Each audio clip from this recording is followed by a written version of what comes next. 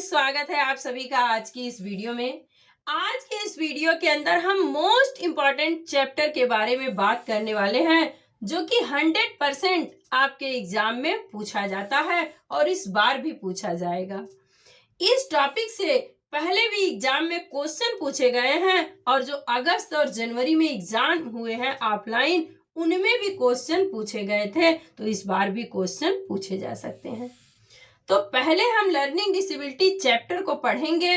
Learning disability होती क्या है, उसके कितने टाइप्स हैं, इन सभी के बारे में जानेंगे और उसके बाद लास्ट में हम उन क्वेश्चन को डिस्कस करेंगे जो अगस्त और जनवरी में हमारे एग्जाम में पूछे गए थे। आज की ये वीडियो पेपर 1 और पेपर 2 दोनों ही पेपर के लिए मोस्ट इम्पॉर्टेंट होने वाली है। सबसे पहले हम जानेंगे अधिगम अक्षमता, लर्निंग डिसेबिलिटी होती क्या है। तो सीखने की क्षमता या योग्यता में कमी को ही अधिगम अक्षमता कहते हैं, लर्निंग डिसेबिलिटी कहते हैं। जैसे आप कोई चीज सीखते हैं या आप पढ़ना ही सीखना चाहते हैं, तो उसे सीखने में जब आपको लिखने में प्रॉब्लम हो, पढ़ने में प्रॉब्लम हो, बोलने में प्रॉब्लम हो, उसे ही हम क्या कहते हैं, लर्निंग डिसेबिलिटी कहते हैं या अधिगम अक्षमता के नाम से जानते हैं।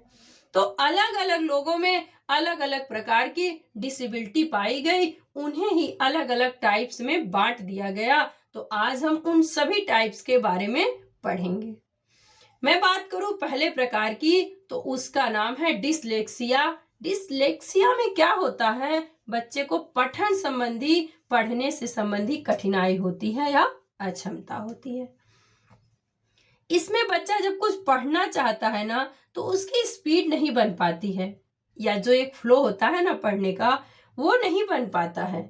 बच्चा एक ही शब्द को बार बार पढ़ता है, एक ही शब्द को रिवर्स करके पढ़ता है। या जब वो पढ़ने की कोशिश करता है तो वो सा को वाज पढ़ता है और बी को डी पढ़ता है। आप उन दोनों के कॉम्बिनेशन को नहीं समझ पाता है, शब्द को और शब्दों के उच्चारण में। जैसा कि आपको इमेज में दिखाई दे रहा होगा कि व्यक्ति है, पढ़ना तो चाह रहा बट पढ़ नहीं पा रहा है। नेक्स्ट है डिसग्राफिया।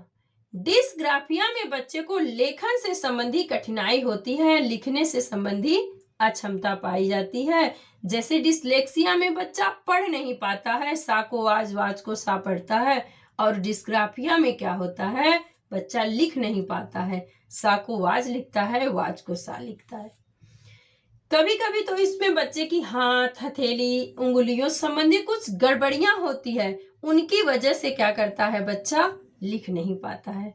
जैसा कि आपको इमेज में दिखाई दे रहा होगा कि यह व्यक्ति लिख रहा है कुछ चीजों को और उसे लिखने की, समझने की कोशिश कर रहा है, प्रैक्टिस कर रहा है। नेक्स्ट है डिसकैलकुलिया। डिसकैलकुलिया नामक जो डिसेबिलिटी होती है, इसमें बच्चे को गणिती या गणना संबंधी अक्षमता पाई जाती है या कठिनाइयां होती है। जैसा कि आप डिसकैलकुलिया शब्द ही जब बोल रहे होंगे तो उसके अंदर ही आपको कैलकुलेटर की साउंड आ रही होगी, और कैलकुलेटर का यूज कहाँ करते हैं हम, किसी चीज को जोड़ने में या गुणा भाग करने में। तो कभी भी क्वेश्चन में ऐसा शब्द लिखा हो जहां मैथमेटिकल सी चीजें यूज की गई हो, या मैथमेटिकल जितनी भी प्रॉब्लम होती है वे कहाँ आती हैं, तो डिसकैलकुलिया के अंतर्गत आती हैं। जैसा कि आपको इमेज में हमने कैलकुलेटर देख करके समझाया है। नेक्स्ट है डिस्मोर्फिया। डिस्मोर्फिया में क्या होता है, बच्चे को भ्रम वाली स्थिति पैदा हो जाती है। इसमें शरीर के कुछ अंग छोटे हो जाते हैं या कुछ अंग अपूर्ण हो जाते हैं, और बच्चे की जो मस्तिष्क की क्षमता होती है वो कम हो जाती है, उससे भ्रम वाली स्थिति पैदा हो जाती है। जैसे आप बच्चे को मोर और मुर्गी दोनों की पिक्चर दिखाएंगे, तो उस बच्चे को क्या होता है, वो बॉडी के शेप में, आकार में ना भ्रम पैदा हो जाता है, समझ नहीं पाता है। आप उसे मुर्गी और मोर दो अलग अलग पक्षी भले ही दिखाएंगे, लेकिन वो उसे दोनों को अलग नहीं कर पाता है, उन्हें एक ही समझता है। नेक्स्ट है डिस्फेजिया। डिस्फेजिया नामक डिसेबिलिटी जिन बच्चों में पाई जाती है, उनमें बोलने से संबंधित विकार या अक्षमता होती है, ये भाषा से संबंधित अक्षमता पाई जाती है, भाषा से संबंधित डिसेबिलिटी पाई जाती है। कभी कभी तो मस्तिष्क में क्षति के कारण भी बच्चे को बातचीत करने में प्रॉब्लम होती है या बातचीत करने में अक्षमता पाई जाती है। जैसे इस इमेज में आपको दिखाई दे रहा होगा, आप देख रहे होंगे कि ये आदमी बात करना चाहता है किसी से फोन पे, बट बात नहीं कर पाता है, अपनी बातों को बोल नहीं पाता है, क्योंकि इसे डिस्फेजिया नामक डिसेबिलिटी होती है। वो कुछ कहना तो चाह रहा है बट कुछ कह नहीं पा रहा है। नेक्स्ट है डिस्प्रेक्सिया। डिस्प्रेक्सिया में शारीरिक कौशल से संबंधित विकार या क्षमता पाई जाती है। इसमें क्या होता है, बच्चा अपने हाथों और आंखों के बीच समन्वय या संतुलन स्थापित नहीं कर पाता है। जैसे आपको इमेज में दिखाई दे रहा होगा कि ये बच्ची खेल रही है और ये बाल को पकड़ने जा रही है, बट इसके हाथ जो है वो उस मोशन में नहीं है कि वो बाल को पकड़ पाए। इसके अंतर्गत, डिस्प्रेक्सिया के अंतर्गत जो मोटर स्किल से संबंधित डिसेबिलिटी होती हैं, वो सभी डिस्प्रेक्सिया में ही पाई जाती हैं। डिस्प्रेक्सिया में बच्चे क्या करता है, अपनी मांसपेशियों, अपनी मसल्स का सही तरीके से यूज नहीं कर पाता। क्या करता है, सही तरीके से यूज नहीं कर पाता है। फिर नेक्स्ट है डिस्थीमिया। डिस्थीमिया नामक डिसेबिलिटी में तनाव से संबंधित समस्या पाई जाती है, तनाव से संबंधित अक्षमताएं पाई जाती हैं।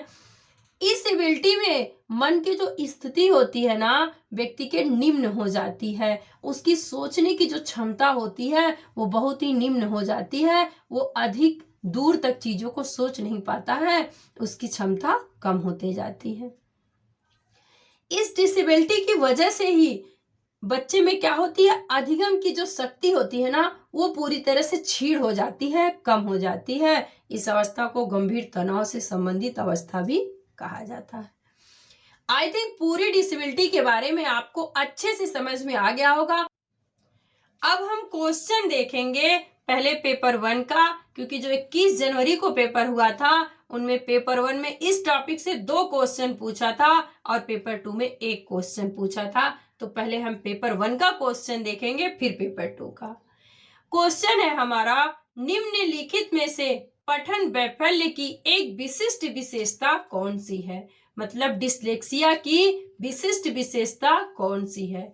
ऑप्शन ए है शारीरिक समन्वय में कठिनाई, ऑप्शन बी है स्थानिक समझ या जानकारी में कठिनाई, ऑप्शन सी है रचनात्मक समस्या समाधान में कठिनाई, ऑप्शन डी है ध्वन्यात्मक प्रसंस्करण में कठिनाई। ऑप्शन डी ही हमारा राइट आंसर है, क्योंकि जो ऑप्शन डी है उसमें ध्वनि में और लेटर में बच्चा डिफरेंस नहीं कर पाता है, उन दोनों को मिक्स कर देता है। इसलिए जब वो पढ़ता है तो वो बी को डी पढ़ता है और वाच को सा पढ़ता है। कभी कभी बच्चा एक ही साउंड को रिवर्स कर देता है, 2-2 बार पढ़ता है। तो ध्वन्यात्मक चीजें मतलब पढ़ी हुई चीजों को और लिखी हुई चीजों में, दोनों में क्या करता है, डिफरेंस नहीं कर पाता है। दूसरा क्वेश्चन है हमारा, बाधिता एक डैश देके स्थिति है जबकि अक्षमता एक डैश देके स्थिति है। पूछ रहा है बाधिता क्या है और डिसेबिलिटी क्या है, इन दोनों के बारे में बताना है। ऑप्शन ए है क्रियात्मक या शारीरिक, ऑप्शन बी है सामाजिक या मनोवैज्ञानिक, ऑप्शन सी है जैविक या कार्यात्मक। यही फ्रेंड्स राइट आंसर है कि जो बाधिता है, इंपेयरमेंट है, वो क्या है, बायोलॉजिकल और फिजिकल प्रॉब्लम होती है। बाधिता मतलब क्या होता है, जैसे आपको कोई शरीर से प्रॉब्लम हो, जैसे आपके पैर कमजोर हो या हाथ पतला हो, या मतलब फिजिकल आपको कोई दिक्कत होती है, तो वो क्या होती है, बाधिता होती है, इंपेयरमेंट होती है। और डिसेबिलिटी क्या है, अक्षमता क्या है, किसी काम को करने में जब आपको दिक्कत होती है बाधिता की वजह से, इंपेयरमेंट की वजह से, वही डिसेबिलिटी कहलाती है। जैसे आपके हाथ कमजोर हो या पैर कमजोर हो तो आप कोई कार्य करने जाएंगे तो कार्य जब आप नहीं कर पाते हैं तो वो आपकी डिसेबिलिटी कहलाती है, और जो आपके हाथ पैर कमजोर होते हैं वो बाधिता कहलाती है, इम्पेयरमेंट कहलाता है। तो वही पूछ रहा है बाधिता एक कैसी स्थिति है, तो बाधिता एक जैविक स्थिति है, जबकि अक्षमता एक कार्यात्मक स्थिति है। ऐसी डिसेबिलिटी है जिस काम को करने में आपको दिक्कत होती है। तो राइट आंसर हमारा ऑप्शन सी है। इस क्वेश्चन में ज्यादातर बच्चे फंस जाते हैं, यही नहीं समझ पाते हैं कि डिसेबिलिटी क्या है और बाधिता क्या है। तो आपके डाउट क्लियर हो गए होंगे। नेक्स्ट क्वेश्चन है हमारा जो अगस्त में पूछा था ऑफलाइन जब एग्जाम हुआ था। क्वेश्चन है डिस्ग्राफिया, ऑप्शन दिया है, एक भाषण विकार है जिसकी विशेषता हकलाना और उच्चारण में त्रुटियां करना है। ये तो क्या है, ये तो लर्निंग डिसेबिलिटी है ना, हकलाना उच्चारण करने में जो दिक्कत होती है। क्या है ये? डिसलेक्सिया नामक डिसेबिलिटी है। ऑप्शन 2 है एक गति युक्त विकार है जिसकी विशेषता स्थूल पेशी अवस्था होती है। स्थूल पेशी अवस्था नामक तो डिस्फेजिया में होता है। ऑप्शन 3 है हमारा एक तंत्रिकीय विकार है जिसकी विशेषताएं अक्षरों और आकारों को बनाने में कठिनाई होती है। यही फ्रेंड्स हमारा राइट आंसर है। हमने आपको स्टार्टिंग में ही बताया था कि जो डिस्ग्राफिया होती है उसमें बच्चे को अक्षरों को बनाने में, आकारों को समझने में, मतलब लिखने संबंधी जितनी भी समस्या आएंगी ना बच्चे में वो डिस्ग्राफिया के अंतर्गत आती हैं। तो राइट आंसर हमारा यही है, बट हम चारों ऑप्शन पढ़ते हैं। यह एक मनोवैज्ञानिक विकार है जिसकी विशेषता ध्यान का अभाव और आवेगशील व्यवहार है। ऐसा कुछ है ही नहीं है, ये तो लोकोमोटर है। तो राइट आंसर क्या होगा हमारा? राइट आंसर ऑप्शन सी होगा, डिस्ग्राफिया का। अब हम वो क्वेश्चन डिस्कस करेंगे जो लर्निंग डिसेबिलिटी चैप्टर से पेपर 2 में पूछा था। क्वेश्चन है हमारा अपठन वैकल्य डिसलेक्सिया एक डैश देके स्थिति है जो विद्यार्थी की डैश देके की क्षमता को प्रभावित करता है। Option A B C D करके 4 ऑप्शन दिए गए हैं, इन चारों में से हमें अपना राइट आंसर ढूंढना है। ऑप्शन 1 है हमारा शारीरिक साथियों के साथ सामाजिकरण। ऑप्शन बी है हमारा संवेदी शारीरिक गतिविधियों में समन्वय। ऑप्शन सी है हमारा भावनात्मक चित्र बनाने में। ऑप्शन डी है हमारा तंत्रिकीय न्यूरोलॉजिकल ध्वनियों को प्रतीकों चिन्हों के साथ जोड़ना। ऑप्शन डी ही हमारा राइट आंसर है, क्योंकि अभी हमने पेपर 1 का जब क्वेश्चन सॉल्व किया तभी हमने आपको बताया कि डिसलेक्सिया में बच्चा क्या करता है, लेटर और साउंड को एक साथ जोड़ नहीं पाता है, उनको मिक्स कर देता है, इसीलिए उसे प्रॉब्लम होती है। वो बी को डी समझ लेता है और वाज को सा समझ लेता है या सा को वाज समझ लेता है। तो राइट आंसर हमारा ऑप्शन डी ही सही होगा। आई थिंक आपको टोटल पढ़ाई हुई चीजें और ये सारे क्वेश्चन समझ में आ गए होंगे। यदि नए होंगे तो चैनल को लाइक शेयर और सब्सक्राइब जरूर करिएगा। नेक्स्ट वीडियो में मिलेंगे नेक्स्ट टॉपिक के साथ। Bye bye, take care.